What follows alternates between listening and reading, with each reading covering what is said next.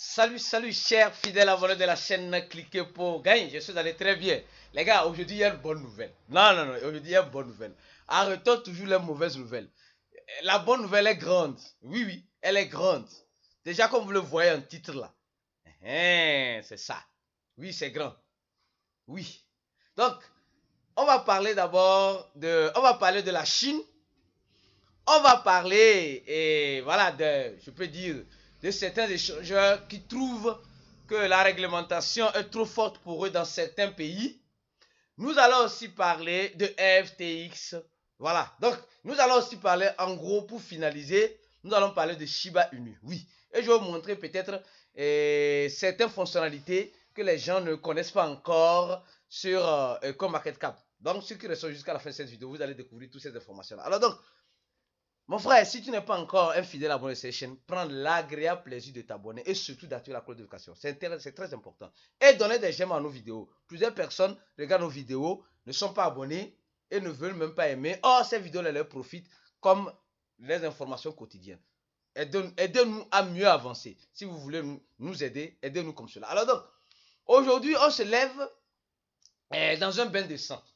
Oui, dans un petit bain de sang, oui. Dans un petit bain de sang, le Bitcoin qui revient à 16 800 $. Va où tu vas aller, maman Bitcoin. Il n'y a pas de problème. Nous, on est là pour te suivre. Alors, ce matin, on nous dit ça. On nous dit la probabilité de faire plus ou moins 10 000% dans les crypto-monnaies possibles. Mais apprenez à prendre profit du temps présent. C'est beaucoup, hein. C'est fort cette phrase-là. Dans la crypto-monnaie, là, tu ne vas pas rentrer juste dans l'intention de te faire un pourcentage exorbitant. Mets-toi aussi en tête que tu peux te faire une division aussi exorbitante aussi. Donc, les deux cas sont possibles. Mais comment tu profites de ce moment-là? Quand tu vois une crypto-monnaie dans le rouge foncé, tu paniques ou tu prends position.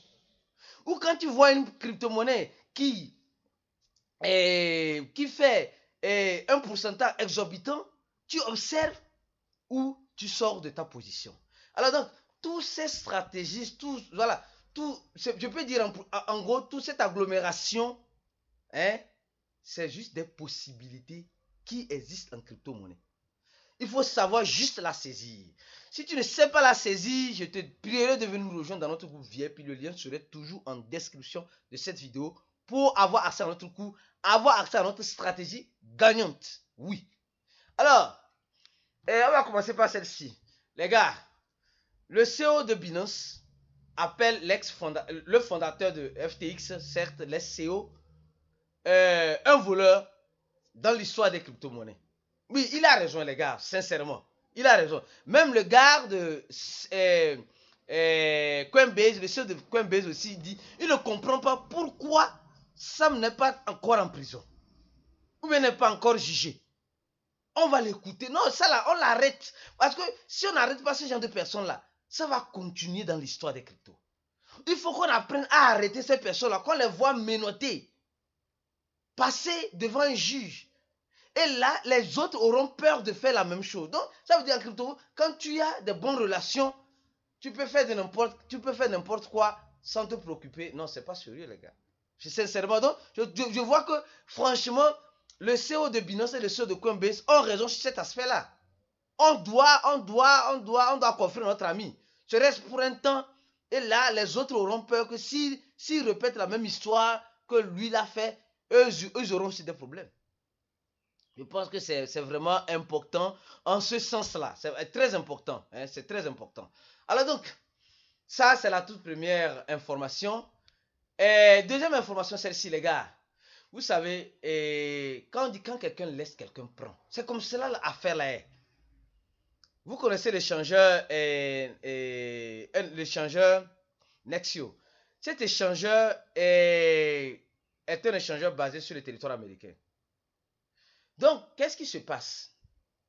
Ils disent qu'ils vont sortir des États-Unis parce qu'il y a excès, c'est trop, excès de réglementation.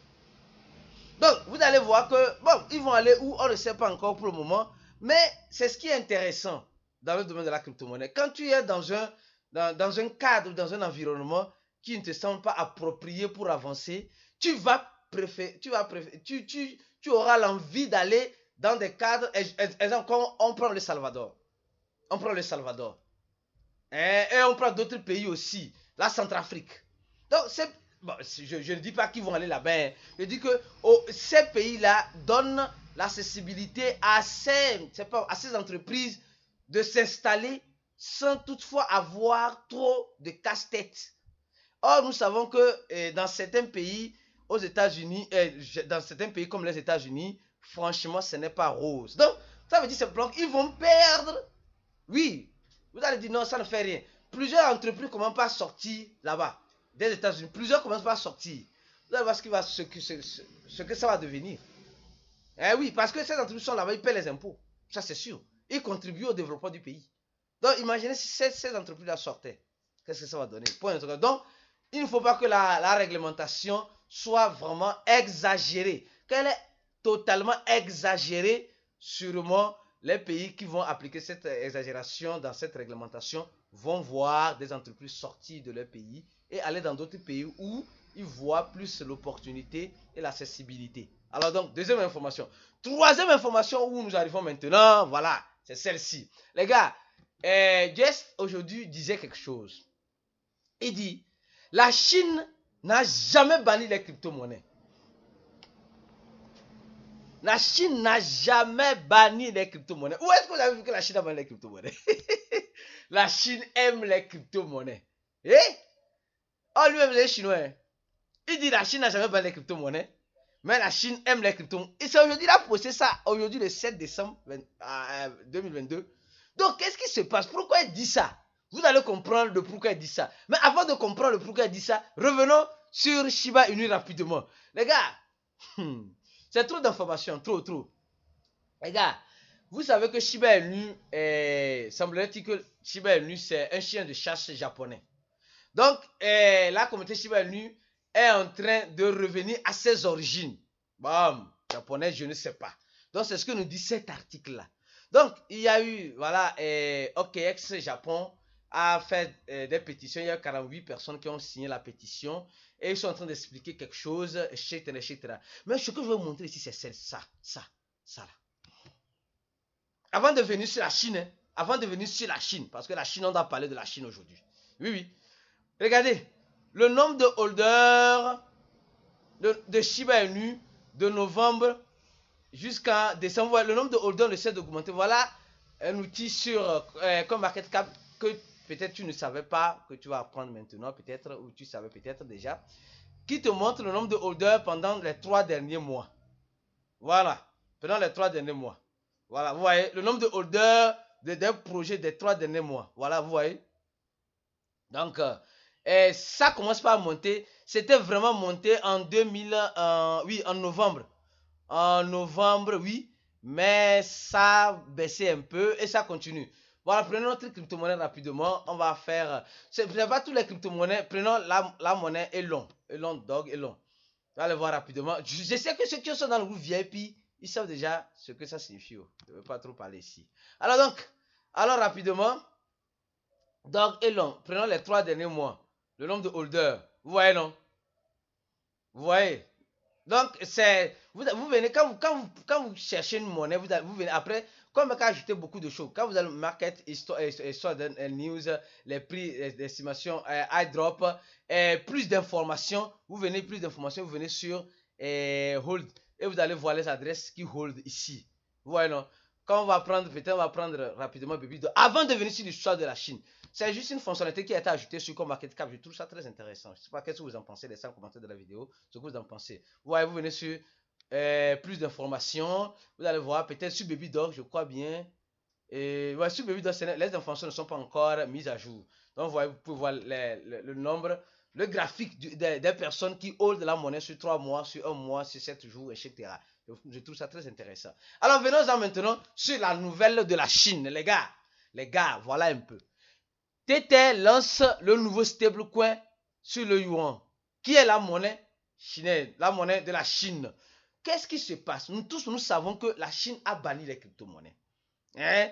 Maintenant, la société Tether vient de lancer aujourd'hui un stablecoin, je dis bien, un stablecoin sur la monnaie chinoise qui est le yuan. Donc, qu'est-ce qui se passe? Ce qui se passe, c'est que les gens vont pouvoir mettre de l'argent, de la Chine dans les crypto-monnaies en utilisant la technologie de la blockchain ERC20 ou la blockchain de Tron. C'est un peu comme les USDT que nous utilisons. Donc ça veut dire clairement que quoi? La Chine serait-il intéressée à maintenant donner, voilà, laisser sa population utiliser les crypto-monnaies? Ou c'est Tether qui s'est levé de plein gré pour créer un stablecoin? Mais comment ils vont faire pour avoir la monnaie de la Chine? Ils doivent avoir un compte bancaire sûrement sur le territoire chinois, c'est sûr. Pour que les gens puissent déposer, pour qu'eux puissent les créditer en USDT, en CMHT, qui est le stablecoin de la monnaie de la Chine. Donc, voyez un peu ce qui se passe. Donc, ça veut dire clairement et simplement que la Chine, il y a déjà le stablecoin qui est le USDT sur le dollar, l'euro qui est le euro T, je crois bien. Il y a sur le pesos mexicain. Maintenant, ils vont mettre aussi en place le CNHT.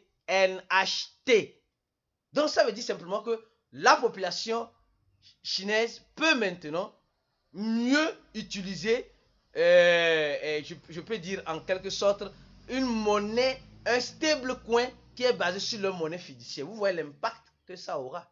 Peut-être pas maintenant. Peut-être pas maintenant. Après. Vous voyez. Donc, Alain Disso affirme que la monnaie, le stablecoin, le CNHT, est totalement et que c'est une monnaie totalement en conformité comme avec les organes régulateurs de la Chine. FICA disponible pour négocier. Donc, ce stablecoin a été peut-être mis en place par l'autorisation du gouvernement chinois. Je ne sais pas si vous comprenez. Je ne sais pas si vous comprenez l'impact que ça aura. Vous voyez un peu déjà l'impact que ça aura. Je pense que la vidéo a été déjà très longue. Je vais m'arrêter peut-être là. Donc, laissez en commentaire de la vidéo ce que vous en pensez sur cette information. Et on dit, Ficara disponible pour la négociation. Serait disponible pour les négociations sur les échangeurs OKX, Bitfinex et Huobi. Sûrement, ça va venir sur d'autres échangeurs. Donc, ça veut dire simplement que la capitalisation... je veux que la vidéo soit longue, mais je ne veux pas que ça soit long. Donc, ça veut dire que ici, là, que nous voyons juste USDT, le dollar là, ici, le USDT là. Donc ça veut dire l'argent de la Chine peut aussi rentrer dans cette capitalisation. Peut-être, je dis bien peut-être. Peut-être elle pourrait rentrer aussi dedans aussi. Et plus la monnaie fiduciaire rentre, plus l'impact, c'est l'offre et la demande. Plus ça fait l'impact sur quoi? Sur le prix des actifs. Vous comprenez ce qui se passe? Ce qui pourrait peut-être arriver. Donnez j'aime la vidéo et restez connectés sur cette chaîne parce que nous allons venir très prochainement avec une deuxième vidéo avec des informations importantes comme celle-ci. On se dit à la prochaine vidéo et ciao.